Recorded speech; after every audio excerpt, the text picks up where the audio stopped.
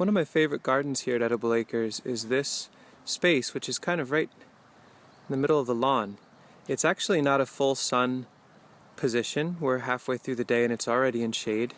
It gets shade in the morning from those pines. It really only gets a few hours of direct sunlight a day. It tends to be really wet in this part of the property in the early spring. There's water standing there.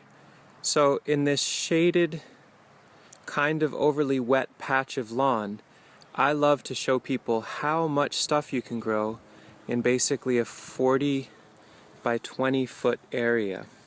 And so what I thought I would do, I know I'm going to miss a whole lot of the different types of plants that I have in here, but I'm just going to rattle off all the different plants that are growing in 20 by 40 feet of what was lawn.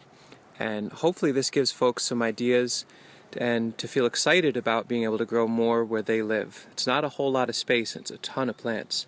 You can see right in front of us are Polka Raspberries, really nice summer and fall cropping raspberry.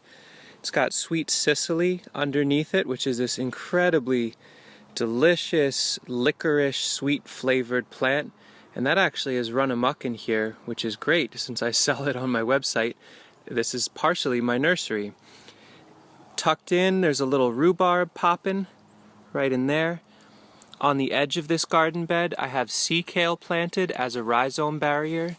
They're very young, they just went in November.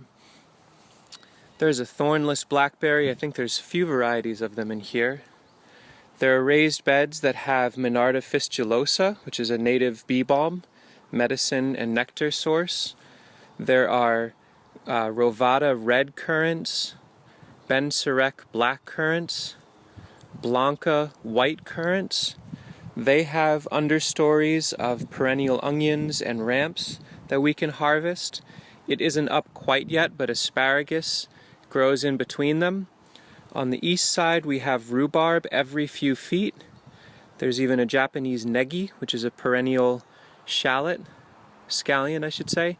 The rhubarb actually generates some income for us and keeps the lawn from being able to come in.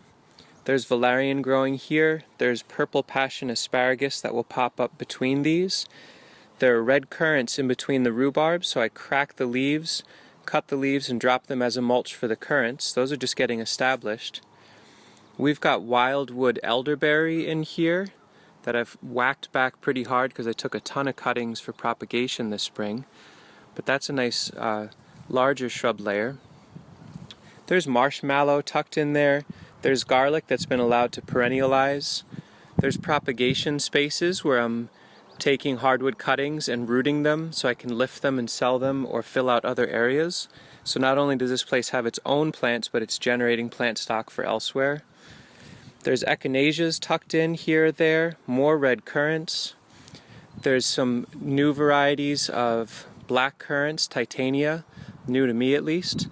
I've got Antonovka Apple, Renet Zabrigau Apple growing in here with the protection of the sweet Cicely to keep them safe from deer and rabbits. There are about 6 varieties of Honeyberry or Haskap, incredibly cold-hardy honeysuckle family shrub, hardy to -60 I believe. Makes an incredibly good tasting blueberry-like fruit before strawberries are ripe. They're all throughout, so I'm going to be able to stool layer those and take cuttings from those as well. There's Jewell Blackcap Raspberry making a mess through here, but I'm producing tons and tons of fruits. There's an autumn olive as an overstory element which can act as a trellis for the blackcaps and thornless, triple crown thornless blackberries to trellis across. Meanwhile it's fertilizing. There are 2 Briana Apricots, Siberian bush apricots in there. Profusion Sorrel, which is a perennial delicious sour flavored green.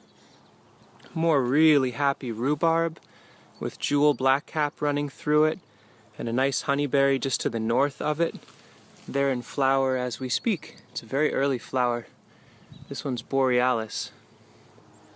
Another little bit more intense production patch of Profusion Sorrel. There's orange mint, which smells somewhere between lavender and orange peel. There's an albino blackcap that makes white fruits. There's a sea buckthorn that's going to start filling out over time. Another sea buckthorn on the edge providing nitrogen. European elder is on the west side here. I believe it's a variety called Korso, of which I can also take cuttings and stick them in. There's a couple of hazelnuts on the west side which will fill out over time. There's a Nanking cherry in here. There's some weeds too, and that's good. There's more sea kale, that's more production age. Another framing of rhubarb. Another apple tree. Another Briana Apricot.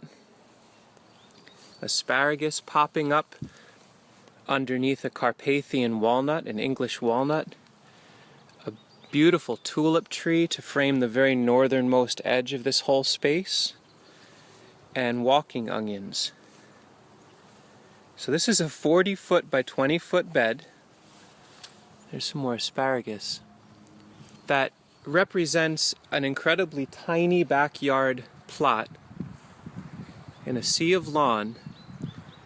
Imagine what you could do with 20 by 40 feet, and if you had full sun, and you had well-drained soil. So in marginal conditions, this is just one garden bed filled to the brim, overflowing with plant material. Tons of food, tons of medicine, tons of financial value in propagation, tons of social capital in barter and trade and donations. 20 by 40 feet of lawn. Thanks for watching.